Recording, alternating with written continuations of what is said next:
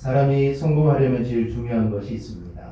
그것은 바로 좋은 사람을 만나는 겁니다. 또한 행복한 결혼 생활에서도 제일 중요한 것은 좋은 배우자를 만나는 겁니다. 이것은 주님의 일에도 동일합니다.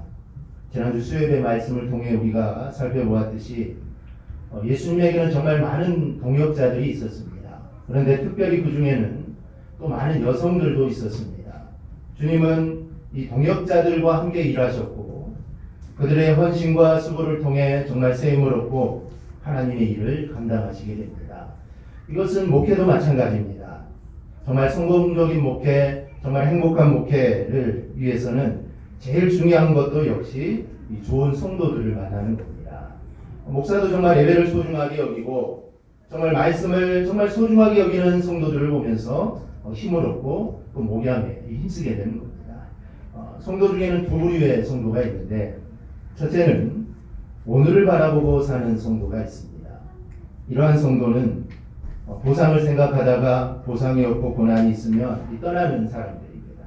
둘째는 그날을 바라보고 사는 성도입니다.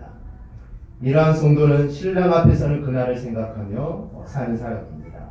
이 사람들은 어떤 고난도 감수할 준비가 다 되어 있습니다. 왜냐하면 이 땅에서의 고난보다 정말 이 땅에서의 보상보다 하늘나라에서 받게 될 그 보상과 기쁨이 더 크다는 것을 알기 때문입니다. 그러므로 오늘만 바라보고 사는 자는 그리스도인의 일꾼이 될 수가 없습니다. 그리스도의 일꾼은 나는 이 땅에서 삶은 순례자이며 내 참된 지위가 천국에 있다는 것을 아는 자만이 정말 참된 일꾼이 될 수가 있습니다. 교회에서 직분 맡은 자를 세우는 일은 이거는 축복스러운 일입니다. 그것은 교회가 그만큼 성장했다는 것이요 또 그만큼 교회가 지금 살아 움직이고 있다라는 증거이기 때문입니다. 사도행전 6장 1절을 보면 그때 제자가 더 많아졌는데 라는 말씀이 있습니다. 즉 예루살렘 교회는 급속히 성장을 하게 됩니다. 한 번 설교로 막 3,000명이 회개하고 5,000명이 회개하고 이러니 예루살렘 교회가 얼마나 성장하겠습니까? 그래서 예루살렘 교회는 아주 급속히 성장을 하게 됩니다. 그래서 할 일이 더 많아지게 되죠. 그래서 초대교회는 이제 사도들이 해야 할 일과 집사들이 해야 할 일들을 각각 분담을 하게 됩니다. 또한 안디옥 교회도 마찬가지입니다. 안디옥 교회가 크게 성장을 하게 됩니다. 그래서 바나바와 바울을 해외 선교사로 파송을 하게 됩니다. 이렇게 교회에서 이렇게 직분자를 세우는 것은 교회가 성장하고 있다는 증거이며 정말 축제와 같은 정말 기쁜 날입니다. 오늘은 우리 교회에서 향존직을 세우는 날입니다. 이 향존직이라는 것은 항상 있는 직분이다라는 그런 뜻입니다. 일반적으로 목사와 장로와 안수집사, 권사의 직분을 가리켜서 우리가 이제 향존직이다라는 이런 말을 씁니다. 이 향존직 가운데 목사는 하나님의 부름을 받고 또 신학을 공부하고 목사 고시를 통과한 사람들 가운데 교회 헌법에서 명시한 자격을 모두 갖춘 사람이 될 수가 있습니다. 하지만 장로와 안수집사, 권사는 이 세례교인으로 구성된 공동의회에서 투표를 통해 선출되는 이 직분입니다. 이 평신도 향존직이 비록 공동의회에서 투표로 선출되는 직분이라고 해서 이 직분은 결코 사람이 세우는 직분은 아닙니다. 비록 사람이 투표로 선출할지라도 이 직분을 세우시는 분은 하나님이심을 우리가 믿으시기를 바랍니다. 이는 마치 우리 스스로 의지에 내가 하나님을 믿게 된 것이 아닌 것처럼 하나님이 우리로 하여금 믿게 하셔서 저와 모두는 다 성도가 된 것입니다. 오늘 이 시간에 우리가 향존직 선거를 위한 공동회의를 가지면서 하나님이 교회에 세우신 직분의 의미에 대해서 우리가 다시 한번 말씀을 통해 우리가 다시 한번 살펴보며 우리의 마음을 다시 한번 다잡으시기를 바랍니다. 첫째는 이 직분은 하나님의 주권으로 세워진 것입니다. 먼저 우리가 분명히 인식해야 될 것은 교회의 직분은 하나님의 주권으로 세워진다라는 겁니다. 오늘 본문 16절에 보면 너희가 나를 택한 것이 아니요 내가 너희를 택하여 세웠나니 라는 말씀이 있습니다. 즉 교회의 직분은 사람이 스스로 선택해서 되는 것이 아니라 하나님이 당신의 주권으로 세워주시는 것입니다. 이 말씀을 보면 택하다, 세우다라는 말씀이 있습니다. 먼저 이 택하다는 말은 주님께서 스스로를 위해서 선택하셨다라는 뜻입니다. 저와 여러분은 주님께서 주님을 위해서 정말 많은 사람들 가운데 골라서 뽑으신 정말 특별한 존재임을 우리가 믿으시기 바랍니다. 그렇다고 너무 우리가 교만하거나 자만해서는 안 됩니다. 우리가 선택받은 것은 내가 가지고 있는 그 무엇 때문이 아니라 오직 하나님의 주권적인 그 은혜이기 때문입니다. 간혹 성도들 중에는 자기 스스로 종교를 선택해서 내가 교회를 나왔다라고 주장하는 사람들도 있습니다. 그러나 그것은 정말 어리석은 생각입니다. 사실은 스스로 선택했다 할지라도 그가 하나님을 믿게 된 것은 하나님이 이미 그를 택하여 부르셨기 때문에 이건 가능한 겁니다. 한편 주님께서는 우리를 이렇게 선택하셨을 뿐만 아니라 또한 세우십니다. 여기 세우다라는 말은 임명하다라는 그런 의미가 있습니다. 예수님께서는 12제자를 택하여 세우셨듯이 바로 우리 역시 이렇게 세움을 받았습니다.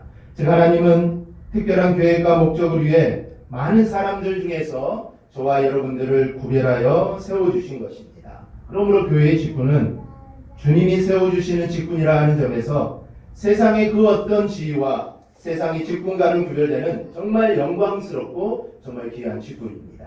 근데 우리가 한 가지 오해하지 말아야 될 것은 하나님 어느 누구를 직분자로 세워주시는 것은 그가 잘나고 또 의롭고 똑똑해서가 절대 아니라는 겁니다.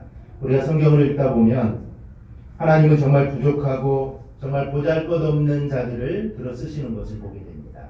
모세가 하나님께 쓰임 받을 때 그의 나이 80세 노인의 때였습니다. 젊을 때 정말 힘이 있고 말도 잘하고 정말 통솔력도 있고 한마디로 정말 잘 나갈 때 주님은 모세를 부르시지 않았습니다. 하나님 모세가 정말 보잘것없이 이제 광야에서 양이나 치고 나는 정말 할 수 없어 나는 못해 라는 그런 마음을 가지고 있던 그때 하나님은 모세를 부르십니다. 그리고 그에게 사명을 주십니다. 신약의 직분 중에 가장 영광스러운 정말 존귀한 직분이 있는데 그건 이 사도의 직분입니다. 일반적으로 사도의 직분은 예수님의 12제자와 바울을 지칭합니다. 그렇기 때문에 요즘에 자기가 사도다라고 말하는 사람들이 있는데 그런 사람들은 다 이단입니다. 즉 12제자와 바울 외에는 주님이 부르신 사도는 없습니다. 그런데 예수님의 12제자의 무리에 들었던 이들은 당시 사회에서 지위가 높고 잘 나가던 사람이 아닙니다. 정말 그다지 내세울 것도 없는 정말 일개 평민에 불과했습니다. 어떤 사람들은 사람들이 손가락질하며 죄인이라고 취급받던 바로 그런 자들을 주님은 부르십니다. 정말 그런 자들을 하나님 주님은 부르시고 그들에게 정말 존귀한 사도의 직분을 맡겨주십니다. 이것은 오직 주님의 주권으로 말미암는 것입니다. 그러므로 이 항전직은 마땅히 하나님께서 부족하고 천한 나에게 귀한 직분을 맡기셨다는 이런 겸손한 마음으로 우리가 주어진 직분을 잘 감당해야 합니다. 이 마음이 변해서는 안 됩니다. 간혹 직분을 받고 마음이 변하고 행동이 변한 분들이 있습니다. 이런 분들은 이것을 잊어버리기 때문입니다. 그러므로 우리는 늘 내 자신의 부족함을 알고 이런 나에게 귀한 직분을 주신 하나님께 감사함으로 나아가기를 주님의 이름으로 축원합니다. 둘째, 직분자의 사명은 열매를 맺는 겁니다. 오늘 16절에는 주님이 직분자를 택하여 세우신 목적이 있습니다. 16절 중간부를 보면 이는 너희로 가서 열매를 맺게 하고 라고 말씀합니다. 즉 직분자를 세우신 목적은 과실, 즉 열매를 많이 맺는 데 있습니다. 그래서 직분자는 이 포도원을 가꾸는 사람과 같습니다. 즉 하나님은 이 포도원의 주인이고 우리는 포도원을 관리하는 사람으로서 주님께 고용된 일꾼들입니다. 일꾼의 사명이 무엇일까요? 일꾼의 사명은 주인의 목적을 이루어드리는 겁니다. 포도원 주인이 일꾼에게 바라는 거 다른 거 없습니다. 많은 포도 열매를 맺는 겁니다. 이와 마찬가지로 주님은 당신 세우신 직분자들에게 열매를 원하고 계십니다. 그러므로 직분자는 마땅히 이 하나님이 원하시는 직분을 이 열매를 맺어야 합니다. 하나님이 직분자에게 원하시는 열매는 다양합니다. 사랑의 열매, 성령의 열매, 봉사의 열매, 충성의 열매, 복음전도의 열매 등입니다. 그래서 교회 항전직은 이 같은 열매를 맺기 위해 주님이 세워주신 직분입니다.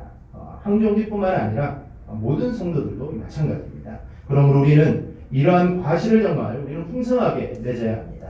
그것이 주님이 우리를 먼저 택하시고 불러주신 이 목적입니다. 우리 모두 주님의 택하시고 부르신 목적을 이루어드리는 참된 성도들이 되기를 주님의 이름으로 축원합니다. 셋째는 직분자는 사랑의 공동체를 이루어야 합니다.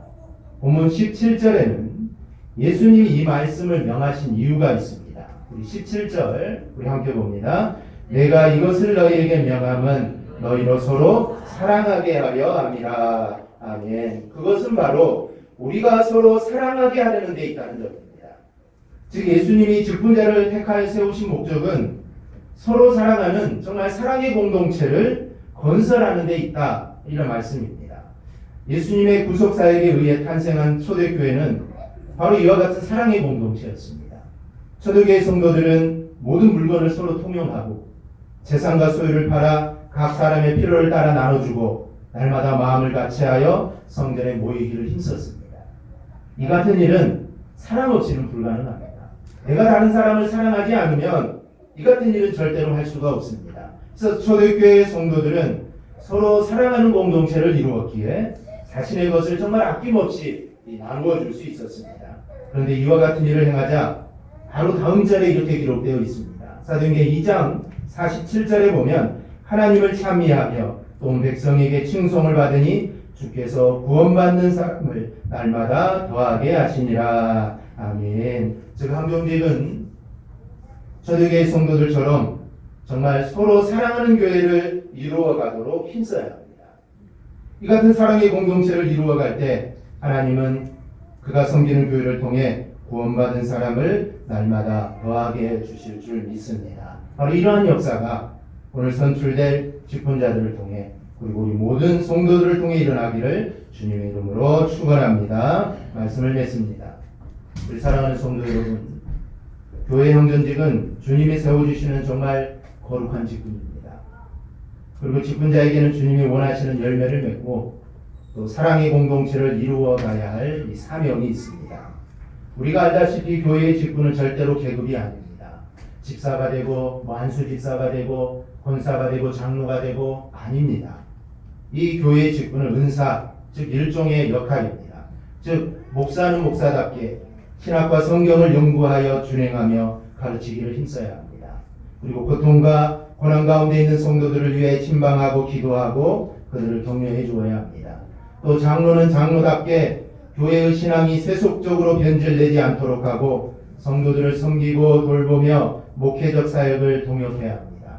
권사는 권사답게 성도들의 신앙과 삶이 윤리적으로 바르게 살아가도록 권면하고 고난과 고통이 있는 성도들을 찾아 위로하고 격려해야 됩니다. 집사는 집사답게 구제와 봉사 일 중 중요한 일을 맡아 최선을 다해 감당하고 성실하게 일해야 합니다.